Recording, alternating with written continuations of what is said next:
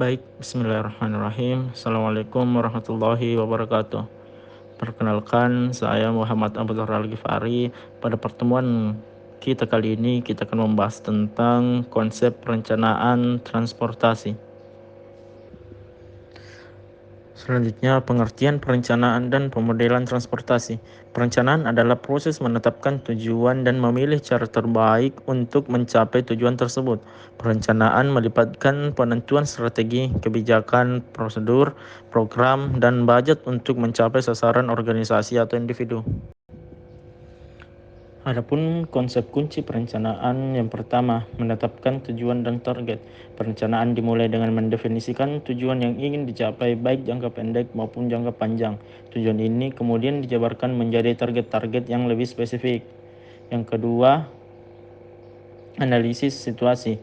Melakukan analisis lingkungan internal dan eksternal untuk mengidentifikasi kekuatan, kelemahan, dan peluang dan ancaman. Ketiga, mengembangkan strategi. Merumuskan strategi yang tepat untuk mencapai tujuan dengan memanfaatkan peluang dan kekuatan serta mengatasi ancaman dan kelemahan. Yang keempat, merencanakan aktivitas, mendetailkan program, anggaran, jadwal, dan prosedur yang diperlukan untuk melaksanakan strategi. Kelima, implementasi, yaitu melaksanakan rencana yang telah disusun. Dan yang terakhir, evaluasi dan penyesuaian, memantau kemajuan dan melakukan penyesuaian jika diperlukan. Perencanaan dan pemodelan transportasi. Perencanaan transportasi adalah proses yang dilakukan oleh pemerintah dan otoritas terkait untuk mengidentifikasi kebutuhan transportasi di suatu wilayah dan merumuskan solusi untuk memenuhi kebutuhan tersebut. Tujuan utama dari perancangan transportasi adalah menyediakan sistem transportasi yang aman, efisien, dan terjangkau bagi masyarakat. Konsep perencanaan transportasi. 1. Sistem transportasi dan komponennya. Sistem transportasi merupakan gabungan dari berbagai komponen yang saling terkait dan bekerja bersama-sama untuk memberikan layanan transportasi.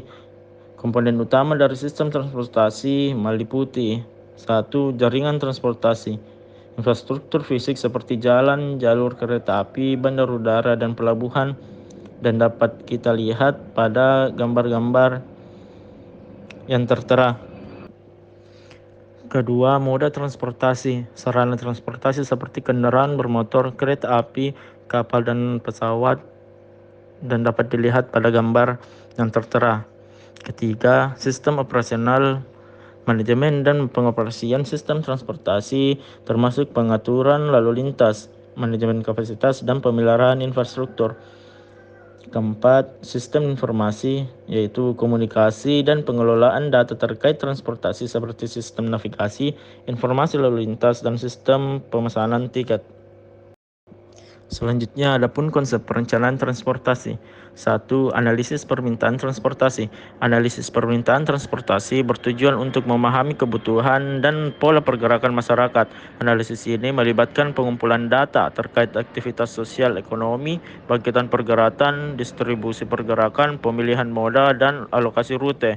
Yang kedua, analisis penawaran transportasi. Analisis penawaran transportasi bertujuan untuk mengevaluasi kapasitas dan kinerja sistem transportasi yang ada.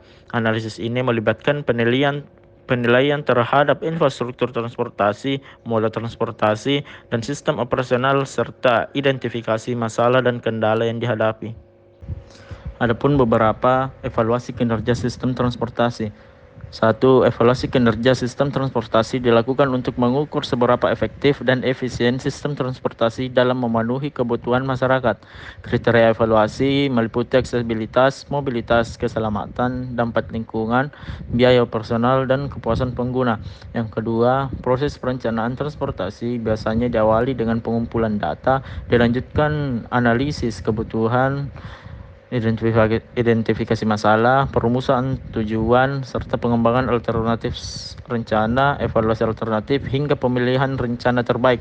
Rencana ini kemudian dijabarkan ke dalam program dan kebijakan transportasi 5 atau 10 tahun ke depan. Ketiga, implementasi rencana transportasi membutuhkan kerjasama berbagai pemangku kepentingan termasuk pemerintah pusat dan daerah, masyarakat, swasta, hingga lembaga riset. Evaluasi dan penyesuaian berkala perlu dilakukan untuk memastikan rencana transportasi relevan dengan perkembangan wilayah. Mungkin hanya itu yang dapat saya sampaikan pada pertemuan kita kali ini. Saya ucapkan terima kasih.